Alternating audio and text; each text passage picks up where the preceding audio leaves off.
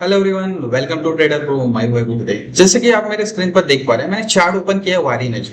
अभी वारी एनर्जी को अगर हम देखेंगे तो कंटिन्यूसली लास्ट 2 दिन से गिर रहा है। अभी कल भी लगभग 8% नीचे क्लोज हुआ एंड आज भी 6.5% नीचे क्लोज हुआ है। तो अभी बहुत सारे लोगों के मन में सवाल है कि क्या ये कॉम्पाउंड है, क्योंकि वारी एनर्जी का जो आईपीओ आया था अभी रिसेंटली लिस्ट हुआ है 20 तारीख को।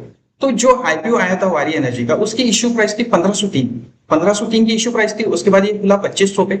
2500 पे खुलने के बाद इसने लो लगाया लगभग 2300 का एंड उसके बाद लगभग उस प्राइस से लगभग 60% की रैली की एंड 3740 रुपीज के आसपास इसने हाई लगाया, वहां से अभी गिर रहा है। तभी लोग सोच रहे कि क्या है कंपाउंड है या एक नॉर्मल करेक्शन है, क्योंकि आईपीओ इश्यू प्राइस से स्टॉक ने 100% से ज्यादा रिटर्न दे चुका था। अभी भी 100% से ज्यादा रिटर्न है एंड जहां लिस्ट हुआ था वहां से भी लगभग 60% ये ऊपर गया था, अभी थोड़ा नीचे आया। तो अभी ये 2 दिनों से जो फॉल आया था, ये सच में नॉर्मल करेक्शन है या पंप एंड डाउन? तो जानने के लिए हमें देखना पड़ेगा वारी एनर्जी के कुछ फंडामेंटल्स। अभी वारी एनर्जी सबसे पहले करती क्या है ये जानने के लिए मैं आया हूँ वारी एनर्जी की वेबसाइट पर। तो वारी एनर्जी की वेबसाइट पर वारी एनर्जी क्लेम करते हैं कि ये largest manufacturer of solar PV module है एंड इनकी जो कैपेसिटी है मैन्युफैक्चरिंग इंडिया ये 12 गीगावाट है एंड ये 20+ कंट्रीज को सप्लाई करते हैं। एंड मैंने इसका डिटेल देखा था तो मोस्टली ये यूएसए को एक्सपोर्ट करते हैं, क्योंकि 50% से ज्यादा इनका जो मैन्युफैक्चरिंग है ये जाता है, एक्सपोर्ट किया जाता है यूएसए को। फिर उसके बाद 3 गीगावाट की मैन्युफैक्चरिंग जो कैपेसिटी इनकी ये अंडर कंस्ट्रक्शन है। अभी ये तो हो गई कंपनी करती क्या है। उसके बाद कंपनी के हमें कुछ फंडामेंटल रेशियो देखने, तो उसके लिए चलते हैं। एक वेबसाइट है चित्तौड़गढ़ जहां हम आईपीओ का एनालिसिस करते हैं। इस वेबसाइट पर मैं आता हूं एंड कंपनी के कुछ रेशियो देखते हैं, कुछ फंडामेंटल रेशियो देखते हैं। अगर कंपनी के फंडामेंटल रेशियो देखते हैं तो सबसे पहले देखते हैं प्राइस टू बुक वैल्यू। अभी price to book value ratio के हिसाब से देखेंगे तो जो आईपीओ की इश्यू प्राइस थी, मतलब जो 1500 रुपए पे हमें आईपीओ इश्यू हुआ था, तो उस समय पे कंपनी की बुक वैल्यू थी लगभग 9 रुपीज के आसपास। अभी इश्यू प्राइस से आईपीओ 100 टाइम्स ज्यादा ट्रेड कर रहे हैं, तो मान लेते हैं कि ये जो प्राइस टू बुक वैल्यू है ये 9 रुपीज से बढ़कर 18 हुई होगी, क्योंकि आईपीओ इससे डबल हुआ है, या 20 हुई होगी, मैक्सिमम 20 हुई होगी। एंड इसको अगर हम बाकी सेम सेक्टर सोलर वाले जो सेम स्टॉक से कंपेयर करेंगे तो नॉर्मल इंडस्ट्री की एवरेज है प्राइस टू बुक वैल्यू लगभग 25 या 25 से ऊपर है। मिनिमम 25 देखेगी या 25 से ऊपर देगी। तो प्राइस टू बुक वैल्यू के हिसाब से तो ये स्टॉक हमें उतना कुछ महंगा नहीं लग रहा है, ये फंडामेंटली ठीक ठाक लग रहा है, उल्टा अंडर वैल्यूड लग रहा है बाकी स्टॉक के कंपेरिजन।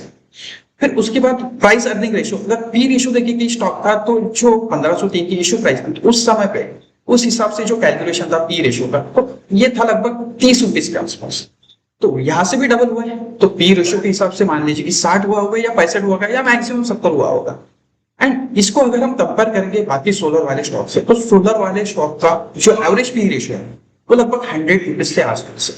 तो उस हिसाब से भी देखेंगे तो ये स्टॉक स्टिल अंडर वैल्यू लग रहा है एंड फंडामेंटली इतना कुछ महंगा नहीं लग रहा है, ठीक ठाक लग रहा है। अभी आते हैं टेक्निकल पे। अभी टेक्निकल पे आते हैं।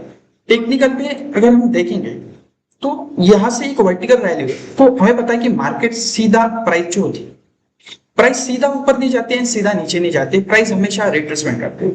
अगर ये जो आईपीओ की इश्यू प्राइस है एंड उसके बाद जो लो लगा है जहां से रैली हुई वहां से अगर मैं फिबोनाची अगर लगा के देखता हूं, जो ये रिट्रेसमेंट है ये कितना परसेंट रिट्रेसमेंट है, इस हिसाब से देखेंगे तो लगभग 50% का भी रिट्रेसमेंट नहीं आया, लगभग 40-45% का रिट्रेसमेंट आया है। जो रैली इसने 2300 रुपए से की है उसका अगर 50% का भी रिट्रेसमेंट आता है तो लगभग 3000 की लेवल है एंड 61% का भी रिट्रेसमेंट आता है तो 2860 की लेवल दिखा रहा है। बट इतना कुछ जाएगा नहीं, मैक्सिमम ये 3000 से लेकर 2900 के आसपास जाकर रुक सकता है, ये सपोर्ट ले सकता है। एंड उसके बाद क्योंकि हमें ये फंडामेंटल ठीक ठाक लग रहा है, फंडामेंटली अंडर वैल्यू लग रहा है, तो हो सकता है कि स्टॉक यहां से और ना गिरे। क्योंकि अगर हम देखें जो स्टॉक ऊपर जा रहा है, जब स्टॉक ऊपर जा रहा था उस केस में अगर हम वॉल्यूम देखेंगे, वॉल्यूम के बाद अगर आप देखेंगे तो कंटिन्यूसली वॉल्यूम के जो बार है वो वॉल्यूम के बाद इंक्रीज हो रहे हैं कंटिन्यूसली, अच्छे खासे वॉल्यूम के साथ ये ऊपर जा रहा है। तो उस वजह से ये पंप एंड डंप तो नहीं लग रहा है। एंड जो ये गिर रहा है तो ये गिरते हुए मतलब प्राइस जो गिर रहे हैं इसमें हमें उतना अच्छा वॉल्यूम नहीं दिख रहा है जब ऊपर जाते हुए दिख रहा था, तो उस वजह से ये पंप एंड डंप तो शायद ना हो। अभी देखते हैं अगर यहाँ से स्टॉक अगर बॉटम बनाते हैं, यहाँ कहीं अगर रिवर्सल का हमें सिग्नल मिलता है तो ऊपर कहां तक जा सकता है। अगर ऊपर टेक्निकल के हिसाब से देखेंगे हमने फंडामेंटल के हिसाब से देखा तो अंडर वैल्यू था लगभग स्टॉक 45 की लेवल डिजर्व करता है अगर फंडामेंटल के हिसाब से देखेंगे। अगर मान लीजिए कि स्टॉक 2900 के आसपास या ये जो बड़ी कैंडल दिख रही है हमें इसके लो के आसपास अगर बॉटम बनाता है यहाँ से अगर जो लास्ट टाइम मूव आती है वो 3 मूव अगर फिर से आती है तो लगभग 4400 की लेवल स्टॉक दिखा रहा है यहाँ से, तो यहाँ तक स्टॉक जा सकता है। अभी आईपीओ वाला स्टॉक है ऑलरेडी 100% रिटर्न दे चुका है, फिर उसके बाद भी इतना जाएगा क्या? बिल्कुल जा सकता है। ये देखने के लिए मैं आपको कुछ स्टॉक दिखा, कुछ आईपीओ के स्टॉक दिखाता हूँ जो अच्छे खासे लिस्टिंग के बाद भी अभी कंटिन्यूसली ऊपर जा रहे हैं। अभी मैंने रिसेंटली एक स्टॉक डाला था, जो मेरा टेलीग्राम चैनल है, जो व्हाट्सएप चैनल है, उस पर डाला था एक गाला प्रिसिशन। अगर गाला प्रिसिशन का ये स्टॉक देखेंगे तो इसकी जो इश्यू प्राइस थी उससे ये लगभग 100% ऊपर ऊपर ओपन हुआ था। वहां से अगर हम देखेंगे तो ये कंटिन्यूसली रैली कर रहा है, कंटिन्यूसली जो इश्यू प्राइस थी लगभग वहां से 3 गुना हो चुका है।